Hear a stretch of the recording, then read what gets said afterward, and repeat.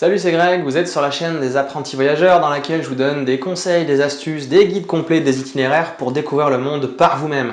On va continuer sur notre série sur l'Argentine et aujourd'hui on va parler du glacier Perito Moreno. Juste avant de démarrer toutes ces explications, n'hésitez pas à vous abonner en cliquant sur les boutons sous cette vidéo et pensez à activer les notifications en cliquant sur la petite cloche. Comme ça YouTube vous enverra un petit message à chaque fois que je sortirai une nouvelle vidéo et vous ne raterez aucune destination. Allez, direction un des glaciers les plus impressionnants du monde.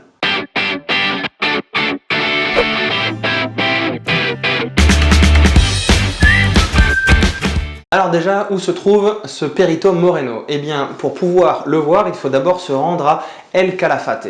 El Calafate est un peu plus au sud de Bariloche, qu'on a vu dans une série de vidéos juste avant. Comme d'habitude, pour faire ces grands bonds d'une région à l'autre en Argentine, il va falloir prendre un avion si vous n'avez pas 3 mois de voyage, ce qui représente certains budgets, mais qui permet au moins de voir un ensemble des plus belles choses de l'Argentine en seulement 3 semaines de voyage. El Calafate en soi, ça présente pas forcément un très grand intérêt. C'est une ville très touristique avec une grande avenue où il y a énormément de restaurants, de bars et de magasins de souvenirs de partout sur les côtés. En dehors de ça, il n'y a pas grand chose d'autre à voir. Par contre, il faut absolument venir ici pour aller voir le Perito Moreno et pour aller voir une autre star de l'Argentine qu'on va voir dans une autre vidéo et qui est le Fitzroy. Alors le Perito Moreno, donc pour y aller, c'est très simple. Soit vous faites du stop à la sortie de la ville au petit matin, c'est ce que beaucoup de monde fait et nous par exemple on avait une voiture de loc, donc on a emmené des gens qu'on a trouvés sur la route.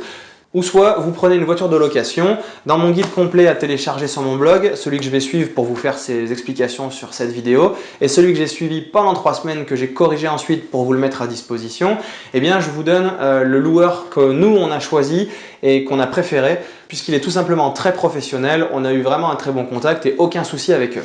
Alors ce Perito Moreno, pour y accéder, on va y aller par la route évidemment, une route qui est goudronnée, ça c'est pas toujours le cas en Argentine donc c'est bon à savoir. Il va vous falloir environ une grosse heure de route pour y aller et bien avant l'arrivée vous allez rentrer dans le parc national qui entoure ce Perito Moreno.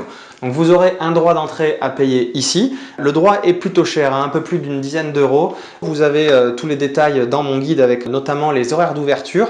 Je vous ai tout calé pour pouvoir profiter de la visite de cette journée au maximum, puisqu'on a pas mal de choses à faire dans cette journée.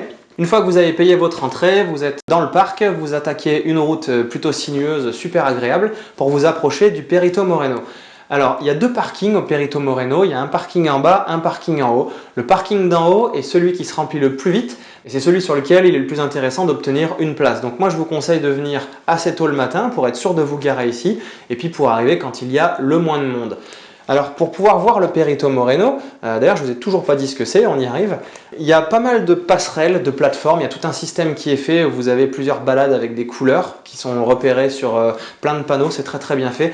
Il y a aussi un accès pour les personnes à mobilité réduite avec des plateformes et un système d'ascenseur, c'est vraiment très bien pensé. Et ça vous permet de vous approcher du Perito Moreno au maximum et donc ce Perito Moreno n'est autre qu'un glacier incroyable, un des seuls glaciers au monde qui ne fond pas mais qui continue à se régénérer et à gagner du terrain. Et quand je vous parle de glacier, je ne vous parle pas d'une montagne comme on pourrait imaginer, mais d'un immense mur de glace, un petit peu comme celui dans Game of Thrones d'ailleurs.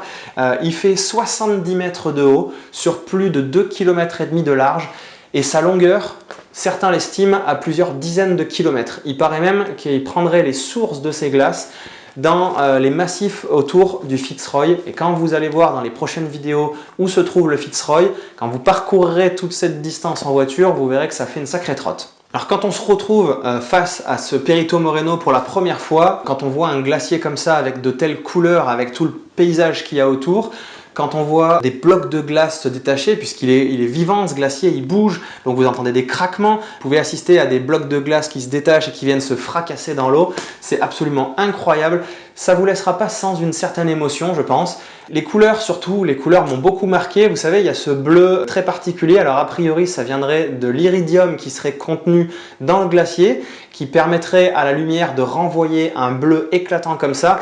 Pour continuer sur ma comparaison avec Game of Thrones tout à l'heure, le bleu c'est le même qu'on retrouve sur les marcheurs blancs. Voilà, donc c'est un endroit absolument à voir. C'est vraiment un gros coup de cœur encore une fois. Je sais, ça commence à en faire pas mal en Argentine, mais finalement c'est peut-être tout simplement ce pays qui est un gros coup de cœur. Donc ne manquez pas cette escale au Perito Moreno. On va pas s'arrêter là, on va pas simplement rester juste à le contempler comme ça depuis ces passerelles super bien faites, on va s'en approcher un peu plus près. Alors comment on va faire? Eh bien dans mon guide, ce que je vous conseille de faire, c'est une croisière en fait. Vous avez possibilité de faire 2 croisières, parce qu'il y a 2 points de départ. Il y a un point de départ qui est bien en amont d'arriver aux 2 parkings sur le côté gauche. Et là, vous allez voir une certaine face, je crois que c'est la face nord du glacier. Et puis, vous avez l'autre face qui peut se voir depuis le parking du bas. Si vous arrivez un peu plus tard le matin, c'est ici que vous serez garé en voiture. Et de là, vous allez pouvoir démarrer une croisière d'environ 1 heure.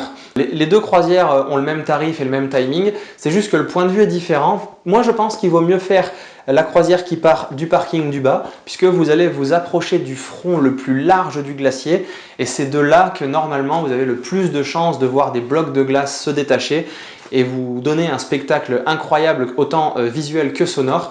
Donc gardez bien vos appareils photo et vos caméras à portée de main prêts à dégainer, parce que ça ne prévient pas quand ça se décroche et ça vaut vraiment le coup d'œil.